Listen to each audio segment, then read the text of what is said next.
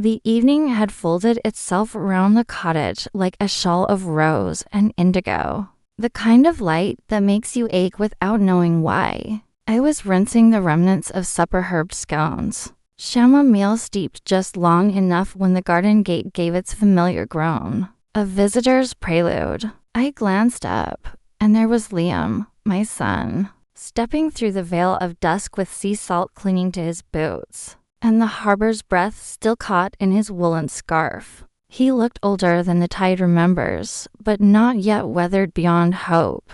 "Hey, Gran," he said, the old nickname rolling off his tongue like an anchor dropped in familiar waters. That single word tugged something deep within me, a reminder that no matter the years, our children remain a constellation we navigate by. He lingered in the doorway, half in, half out, the chill from outside swirling around him. His tone carried that quiet deliberation I'd come to recognize, the pause before a confession, the breath before truth finds its voice. I set the teapot down, its soft clink a punctuation in the hush between us, and turned. The lantern's amber glow caught the faint creases by his eyes, those small harbors of unspoken care. The air was thick with the scent of brine and lavender, the old marriage of sea and earth that had perfumed our home for decades. He settled into the wicker chair opposite, not yet shrugging off his coat. His fingers drummed against the armrest, a nervous rhythm betraying what words still wrestled inside him. We meandered first through the safe shallows of small talk, his day at the harbor office, the barista who scorched the espresso just right, a rugby match half-watched. I smiled and nodded, playing along with the prelude, sensing the larger melody beneath. Each pause in his chatter stretched like the stillness before the tide shifts. That moment when you feel the whole ocean hold its breath. When at last he leaned forward, I knew the current had changed. "Gran," he began, his voice low, steady but tender. "There's something that's been stirring in me a while. I wasn't sure when to say it, but tonight feels right." The words came slowly, like sea glass unearthed from sand, fragile, luminous. "You've always been my anchor," he said. "Even now, when I should have my sea legs by now, you're still the one I drift to. You're the calm I don't have to earn." For a heartbeat, everything stilled. The waves hummed through the window panes. A gull's cry threaded through the dusk. I felt my pulse rise, not with worry, but with a deep, trembling gratitude. I reached for his hand across the driftwood table, its grain cool beneath my palm, grounding me in that moment. "Whatever stirs," I told him softly, "I'm here. Let it flow." His hand met mine, chilled from the coastal wind, yet steady as the roots of the cliffs outside. The distance of years, of grown man and mother, seemed to dissolve in that single gesture. In his eyes hazel bright under the lantern's glow, I saw not the boy he was, nor the man he'd become, but the soul of both, raw and reaching. The room held us like a tide pool cradles the reflection of the sky, still, shimmering, infinite. Dawn came quietly, the kind that seeps through lace curtains like a whispered benediction. The cottage wore its hush tenderly, as though reluctant to disturb the echoes of the night before. I moved through its rooms with deliberate softness, every sound porcelain clinking, the stove's sigh, the kettle's low hum seeming to carry the residue of our conversation. Even the light had changed, gentler somehow, as if it had heard Liam's words and was treading reverently through the air. I brewed my morning tea stronger than usual, black and sweetened with a touch of honey, a ritual that steadied me in times when emotions still lingered like mist. The steam coiled upward, fragrant and alive, and I could swear it carried the pulse of something sacred. I sat at the same table where his hand had rested under mine, tracing the grain of the wood, the faint ridges and grooves that now felt like the geography of connection places, where words had taken root. For years, I had loved him as mothers do, quietly, fiercely, in the background of his becoming. Through heartbreaks I was never told of, triumphs I learned of too late, silences filled with my unspoken faith. But that night, when he looked at me not as a son seeking comfort, but as a soul seeking understanding, something in me shifted. It was as though a window had opened inside my chest, letting in light I hadn't realized I'd been starved of. Love, I realized, doesn't only flow downward through generations. Sometimes it rises like the tide, softening the stones it once dashed against. The hours unfurled in a gentle rhythm. I hung linens on the line, their edges fluttering like pages of an unread book. The wind off the sea carried the scent of kelp and renewal. I hummed to myself as I moved through my small tasks, and each one shimmered with new life, a teacup drying in the sun, the broom sweeping across the worn floorboards, the garden gate creaking on its hinges like an old friend announcing itself again by afternoon. I found myself at the writing desk, my journal open, the pen trembling slightly in my hand. Words spilled unbidden fragments of thought, gratitude, wonder. I wrote of Liam's courage, the timbre of his voice when he spoke of doubt, the way honesty could reshape even the simplest evening into something luminous. I wrote, too, of myself, of how his openness had mirrored something I had long forgotten, the ache to be seen, not for what I'd done, but for who I still was beneath the years. The telephone's ring startled me from reverie. Liam's voice, warm and slightly hesitant, filled the room. "Gran," he said, "would it be all right if I came by again tomorrow? There's more tide I'd like to turn with you." I felt the smile bloom before I spoke. "Of course, love," I answered, the words rising like a prayer. After the call, I lingered in the quiet, my heart buoyed by something both old and startlingly new. Outside, the sea murmured its eternal refrain, and I thought how beautifully the tide returns, never quite the same, but always home. The next evening arrived cloaked in a restless gray, the kind of sky that promises rain before the first drop falls. A nor'easter whispered through the dunes, rattling the window panes and urging me to kindle a fire. The cottage filled with the savory perfume of chowder simmering on the range clams fresh from the morning market, saffron threads releasing their sunlit hue into the broth. It was a small act of care, the sort a mother performs without needing reason. Just the quiet knowing that warmth and nourishment can speak when words fall short. When the familiar groan of the garden gate reached my ears, my pulse quickened, not from surprise, but from a tender anticipation I could not disguise. Liam appeared at the door, a shape carved by wind and sea. His coat was damp from mist, his curls tousled by the gust, and in his hands he carried something unexpected, a small posy of sea thrift and dune grass, their pink and silver tones defiant against the drear. "These caught my eye," he said, offering them with a shy grin. I took them as though they were relics from some sacred place, my heart stirring at the gesture. He had never been one for such tokens. They spoke of something shifting within him, a softening born not of weakness, but of trust. We settled by the hearth, bowls in hand, the clatter of spoons the only sound for a time. The chowder's warmth traveled through us, smoothing away the day's rough edges. Outside, the storm pressed its palms against the windows, the world reduced to shadows and wind. I thought how often life mirrors such weather, turbulent, uncertain, yet holding within its heart the promise of renewal.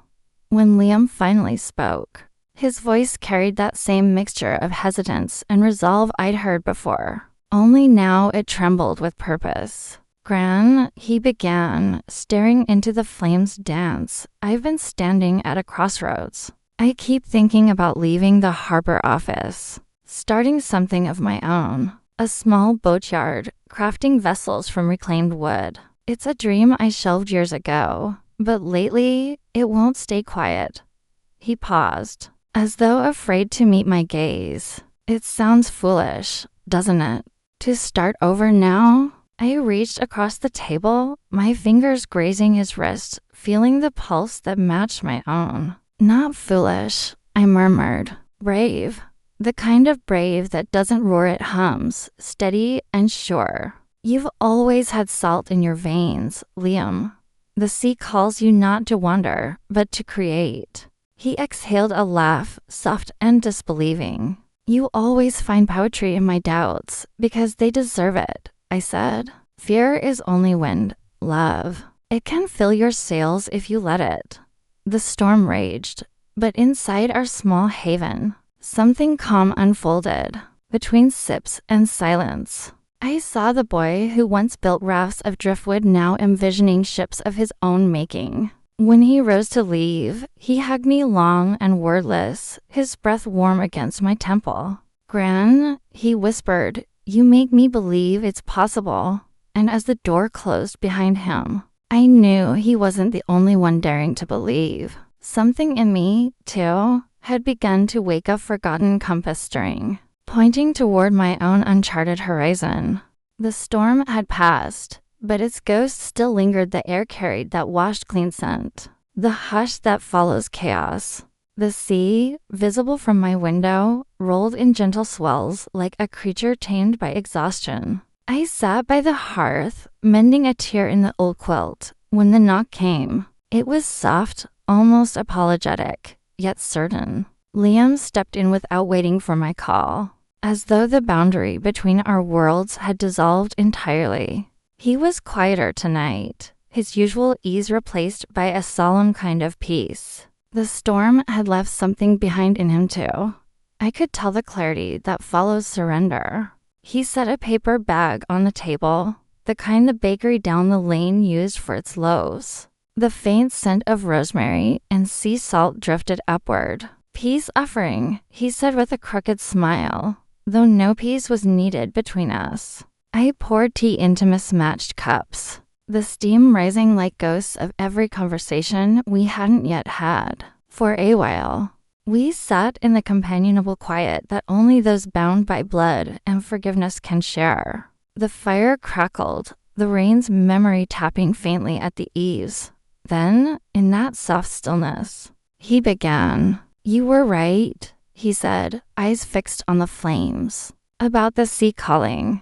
About the fear being just wind. I keep thinking, what if I've wasted years letting comfort be my compass? What if I was never meant to stay in one safe harbor? His words trembled on the edge of confession, and I saw the boy he'd once been, trying to hide tears behind a curtain of bravery.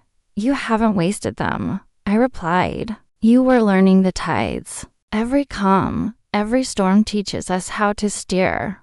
He looked up then, his gaze sharp with something fragile and brave all at once. You talk like you've never been afraid.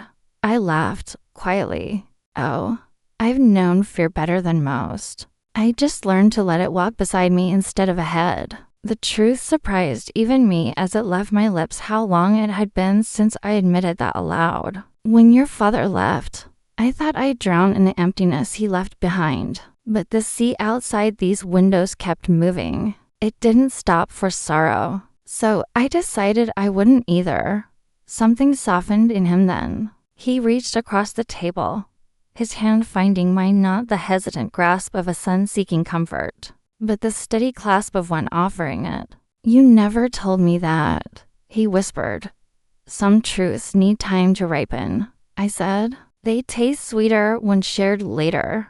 We lingered in that small light, the tea cooling, the night deepening. I saw the man he had become mirrored against the woman I still was. Both of us shedding old armor in the warmth of the fire. The air felt different, cleansed of pretense. Outside, the wind sighed through the pines, gentle now, almost tender. Inside, our silence spoke like prayer communion between two souls finally standing in the same light. Unguarded, unashamed, endlessly human.